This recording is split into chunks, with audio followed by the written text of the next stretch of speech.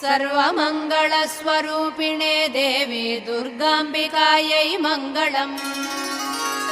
मङ्गलम् कनकाम्बरधरे मङ्गलम् विजयाचलवासिने।